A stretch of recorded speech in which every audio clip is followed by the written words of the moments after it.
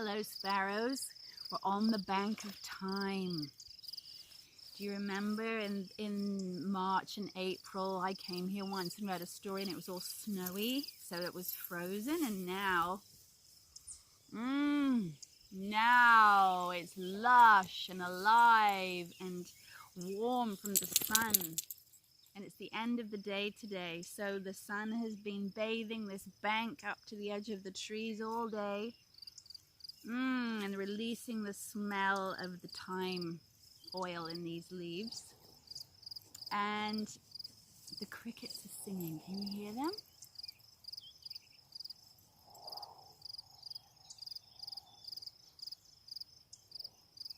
Thank you, crickets, for being with us. Thank you. Welcome, crickets. I have my boots on because it's really buggy, and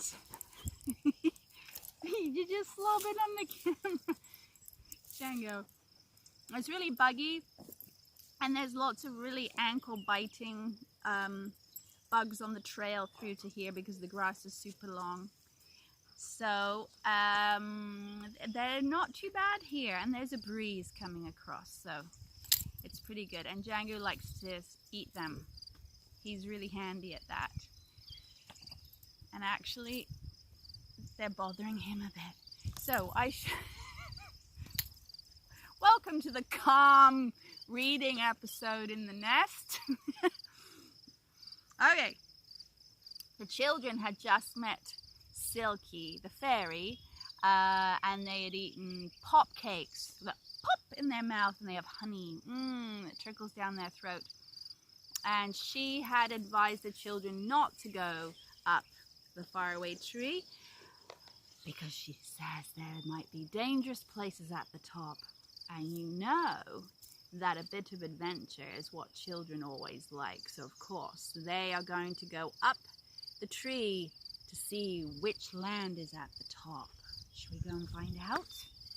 Are you sitting comfortably? Are you in your comfy spot like Django is right now? Let's send some love and hugs all around the world to whomever needs them. Thank you, thank you, thank you, birds, for taking them on your wings and on your song. And welcome, everyone, and cheers! Here's some thimble tea of beautiful summer time. I would drink double thimble. Ooh, one for you, one for me. Woo! We'll put them here. Thank you, crickets. Come in and sit down with us, crickets. Where were we? So they had just said goodbye to Silky. So they all left the dear little round room in the tree and began to climb once more. Not long after that, they heard a peculiar noise. It sounded like an airplane engine. Well, there can't be an airplane in the tree, said Joe. So they peered all around, very quietly looking for what was making the sound of an airplane engine high up in the tree. They peeked around the trunk and under a branch, and then they saw what was making the noise. What do you think was making the noise that sounded like an airplane engine? I bet you didn't guess that. It was a gnome. A gnome was sitting on a deck chair on his broad branch with his wide mouth open, eyes fast shut, snoring his head off.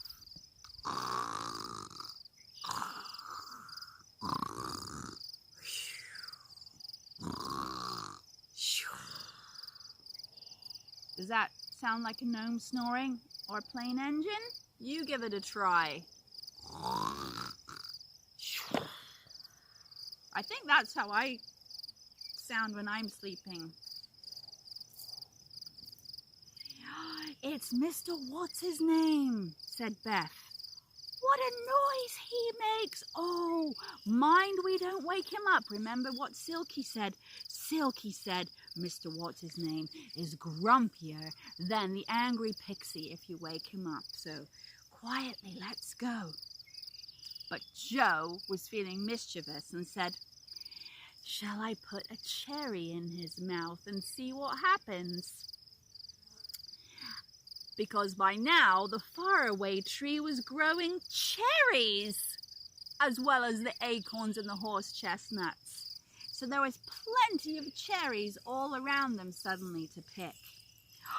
No, Joe, no, said Beth. You know what Silky said? He might chase us. And I don't want to fall out of the faraway tree all the way to the bottom. No, thank you. So they all crept past old Mr. What's-his-name and went on climbing up and up. And for a long time, nothing happened except the wind blew in the tree and the children climbed and crept past a few more little windows and doors, but they didn't peek in this time. They wanted to get to the top, and then they listened, and there was another noise. And what was this noise? It sounded like a waterfall, and Joe suddenly guessed what it was. Oh, look out! It's Dame Washalot's dirty laundry water. Quick out! Look out! Look out! Get by the trunk. Here comes the waterfall from Dame Washalot. And down the trunk of the tree poured loads of dirty, soapy water. Kaboosh! It dodged past Joe. Franny slipped under a branch. Oh no, but poor old Beth. Poor old Beth. She got splashed from head to toe all over again. Oh, I'm so unlucky, said Beth. That's twice I've been soaked in the faraway tree. And she stood there dripping. Oh, dear, Beth, said Joe. Here, let me get my hanky and dry you off. And Franny helped too, and they dried poor old Beth off, and up they went again, until, at last, they saw above them a vast white cloud. Look, said Joe in amazement. This cloud has a hole in it. And look, the branches go up through the hole in the cloud. The children were amazed. They couldn't see what was through the clouds. So they climbed up the branches through the hole in the cloud. Should we go a little bit further up into the tree?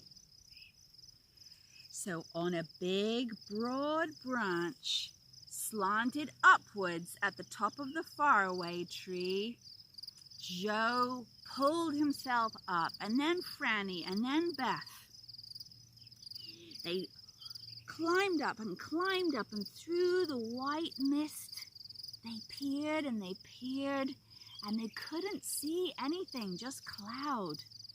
Above them, the enormous thick white clouds stretched, and far up at the top there was a purple hole through which just the very top branch of the faraway tree disappeared into. The children were very excited, Jungo. The children were very excited, and they climbed up, and at last they were at the very top. And Joe carefully pulled himself up the final branch, and he disappeared into the purple hole. And then Beth and Franny followed. The branch came to an end, and a little ladder continued up through the cloud, and up the children went, one rung at a time, And before they knew what had happened, kaplop! They were out in the sunshine in a very new, strange land. They stood on green grass, on top of a cloud, up who knows where. They stood on green grass. Above them was a blue sky, a bit like this one. In fact, maybe Django and I climbed up the faraway tree to read you this story today. Did we climb trees, Jangy? I don't think you could climb a tree very easily, especially not the ladder. That would be really tricky. So there was a blue sky and a tune was playing somewhere, going on and on and on. The same tune was playing over and over again. The children listened. It's a sort of carousel or like a roundabout, like what a fairground, said Beth. And then suddenly, without any warning at all, the whole land began to swing around.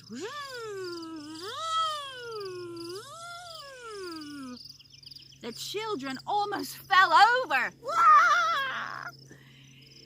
With the swing around beginning so suddenly. Whoa! Hold on. What's happening? Said Beth. The children are feeling dizzy, for the trees, and there were houses in the distance, and hills and bushes. They all began to move around and around, and they too felt themselves moving, for the grass was going around and around as well, and they looked for the hole in the cloud, but it had disappeared. They're trapped at the top of the spinning world. Oh, the whole land is a roundabout, said Joe, shutting his eyes with dizziness. We've passed over the hole in the clouds, and we don't know where the branch is, and it's somewhere beneath the land, and who knows where. Well, how are we going to get home? Yelled Franny. We'll have to ask someone for help, said Joe, as they kept spinning around and around. The three began to stagger away from the patch of green field in which they were standing, and Beth noticed that they had been standing on a ring of grass that seemed darker than the grass all around, and she wondered why. But she had no time to say anything, for really it was a dreadfully difficult walk to walk around properly with the land going around and around, and the music went on, and Joe was wondering where it had come from and where the machinery was that worked the strange roundabout land. There must be a machine that's making this land go round and around and around, said Joe. And soon they met a tall man singing loudly from a book. La la la la la la la la. Joe stopped him, but he went on singing, and it was really annoying. Hey diddle diddle, hey diddle diddle, round and round, sang the man, while Joe tried to make himself heard. Excuse me, sir, how do we get out of this spinny old land? Oh, don't interrupt me, hey diddle diddle, oh diddle diddle, sang the man, and he beat his time with his hand. Joe caught hold of his hand and said, "Excuse me, which is the way out of this land? And what land is this?" "Oh, well, now you've made me lose my time," said the man. I shall have to begin my song all over again. But what is this land?" said Franny frantically. Well, it's the roundabout land, of course," said the man. "I should have thought you would have guessed that. You can't get away from it. It goes around and around and around, always and always and always forever, and it only stops on a blue moon." "Oh, there must have been a blue moon when we climbed into it," groaned Joe. "Oh, it had certainly stopped when we climbed up into it." the man went off singing loudly, Hey diddle diddle, hey diddle diddle, ho ho ho ho ho. "Oh no, how are we going to get home?" Presently, a pair of rabbits lopped up, bum, bum, bum, bum, bum, and looked at the children. Would you like some of our cake?" said Franny, still spinning. And the rabbits, oh, yes, please. It will make such a change from spinning grass.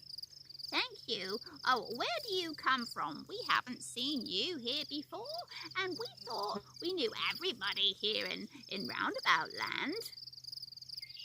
Why, no one ever gets away, said the other rabbit, smiling at Franny and holding out its paw for a bit more cake.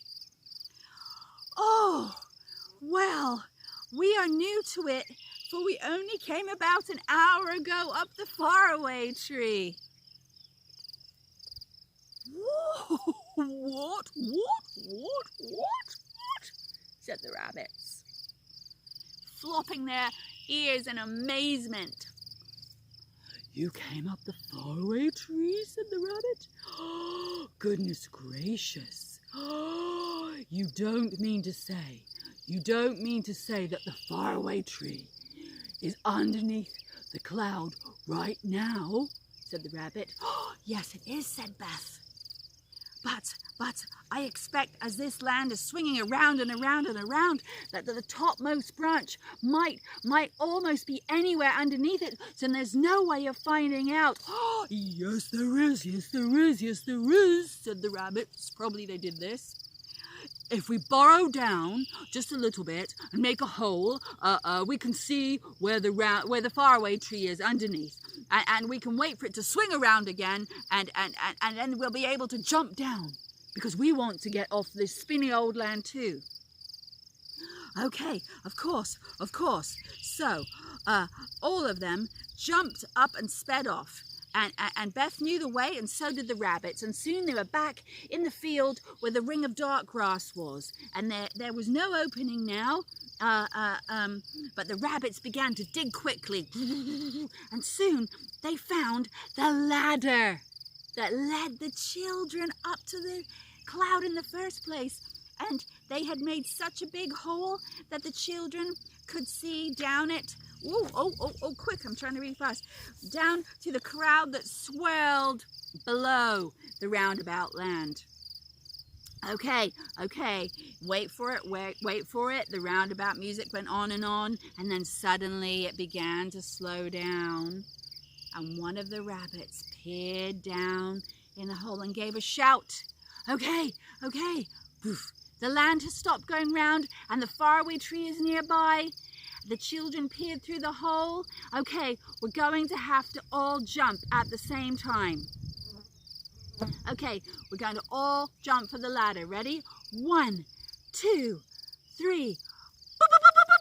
Boo! 3 children, 2 rabbits jumped down through the hole that the rabbits have dug, and they clung onto the ladder and quickly began to climb down. Whoa!